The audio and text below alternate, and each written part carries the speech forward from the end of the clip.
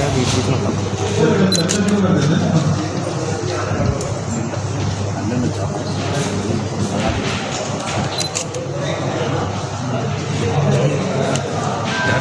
आप लोग अपने कवरेज करके वीडियो बाहर कर रहे होंगे आप स्टॉक ले लो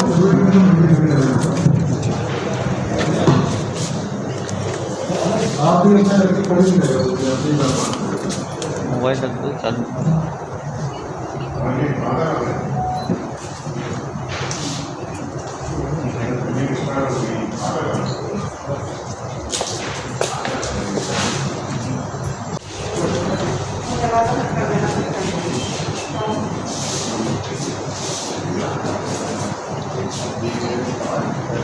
यार खड़े भी रहने के लिए कुर्सी अब साथ रखी गई है तो इम्पी नहीं होगी तुरंत हो जाएंगे अमन आजा अरे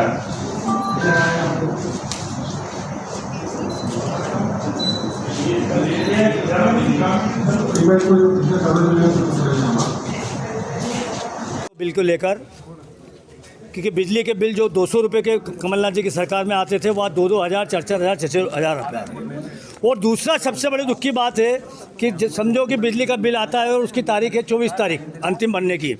अगर उपभोक्ता आम आदमी गरीब जनता अगर वो 24 तारीख को नहीं भरता है तो 25 तारीख को बिजली की पूरी टीम, पूरी एक गैंग 10 लोगों को मिलकर 15 लोगों को मिलकर उसके घर पहुंच जाती है, उसका कनेक्शन काट देती है। ये कौन सा न्याय है? कोविड की महामारी फैली हुई है, पहले ही लोगों के पास रोजगार नहीं है, लोगों की नौकरियां छूट गई है, काम धंधा चौपट है, उसके बाद भी बिजली विभाग ने तांडव मचा रखा है।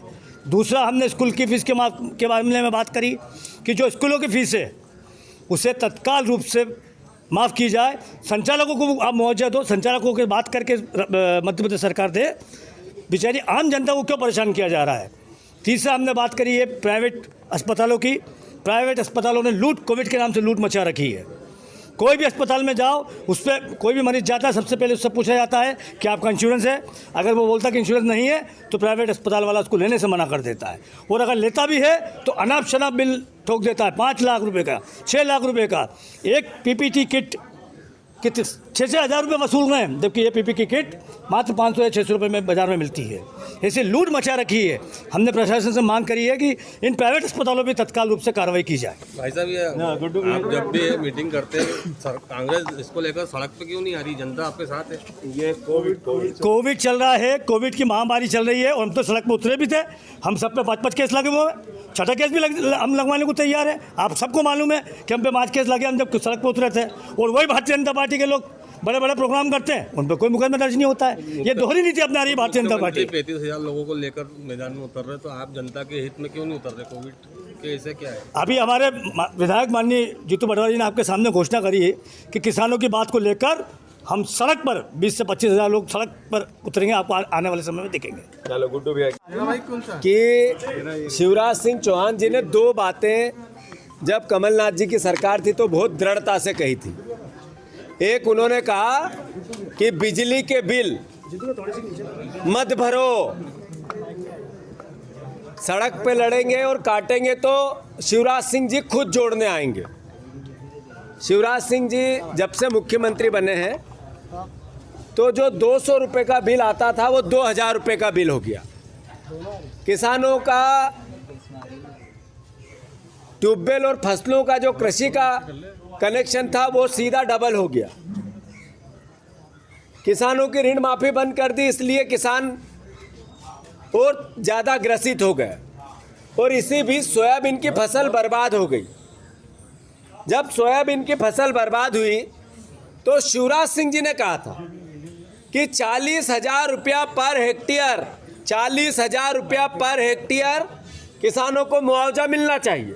अब वो मुख्यमंत्री है, कुछ नहीं करना उनको सिर्फ सिग्नेचर करना, निर्णय लेना है कि 40,000 रुपया पर हेक्टेयर किसानों की सोयाबीन की फसल बर्बाद हो गई, न इसमें फली है, न ज़मीन से सूख रही है, पानी नहीं गिरा, फिर पानी ज़्यादा गिर गया, फिर बीमारियां आ गई। और सबसे बड़ी बात, शिवराज सिंह जी जब से बने हैं, जब से माफिया राज जो पेस्टिसाइड में है वो सर चढ़ के उसका तांडव मच गया है। किसानों को नकली दवाएं बेचना, पेस्टिसाइड बेचना, उसका कोई सदुपयोग ही नहीं है किसानों की फसलों के लिए, तो लूट चारों ओर से चल रही है। कल शिवराज सिंह जी आ रहे हैं इंदौर में, परसों मैंने कलेक्टर से अनुरोध किया है, कांग्रेस पार्टी का प्रतिनिधि मंडल उनसे मिलना चाहता है, हम विधायकगण मिलना चाहते हैं, जिला अध्यक्ष और शहर अध्यक्ष जी मिलना चाहते हैं। कांग्रेस पार्टी मुख्यमंत्री से मिलकर मांग करना चाहती कि आपने ही जो कहा बिजली के बिलों का, आपने ही कहा सोयाबीन का 40,000 रुपया पर हेक्टेयर से मुआवजा का, वो काम आप पूरा करो, अन्यथा किसान सड़क पे आंदोलन करेगा। कोविड की महामारी के बाद शिवराज सिंह जी ने हमें रास्ते बताए ग्वालियर से कि भीड़ करो, जिसको मरना है मरेंगे, जिसको जीना है जिएंगे। हमने प्रशासन की हमेशा बात मानी, सरकार की बात मानी, नियमों को पाला, पर अब किसान की बात आएगी तो नेचुरल है कि हमें किसान के हित में अपनी जान को भी जोखिम में डालना पड़ा तो डालेंगे। और 40,000 रुपया किसानों को सोयाबीन का मुआवजा मिले, ये हमारी मांग है। शहर कांग्रेस के अध्यक्ष जी आदरणीय प्रेमचंद गुड्डू जी, आदरणीय विशाल पटेल जी, आदरणीय सदाशिव यादव जी और पूरा कांग्रेस का प्रतिनिधिमंडल 1 घंटे से कलेक्टर को अलग अलग मुद्दों पे चर्चा कर रहा है। मैं अनुरोध करना चाहता हूं कि प्रशासन दोहरे मापदंड से नहीं चल सकता।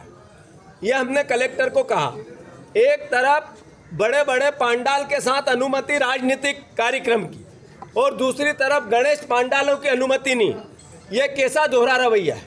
एक तरफ 2 नंबर में कनकेश्वरी गणेश जी पूरे बैठे बड़े भांडा और बाकी जगह अनुमति नहीं, तो क्या एक कलेक्टर, एक प्रशासन ने आंख मूंद ली है? ये कैसा प्रशासन चला रहा है प्रशासन, ये सवाल है। स्कूलों की फीस स्कूल घर से ट्यूशन फीस हो रही है, पर तांडव मचा दिया स्कूल संचालकों ने।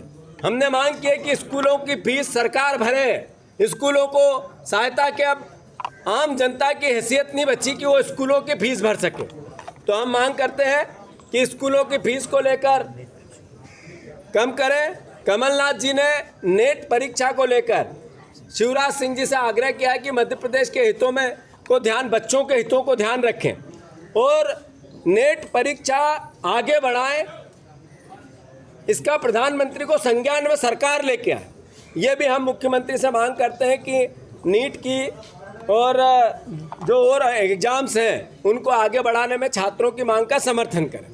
मैं अनुरोध करना चाहता हूं आदरणीय शहर कांग्रेस अध्यक्ष से, वो भी अपनी बात कहें। लो।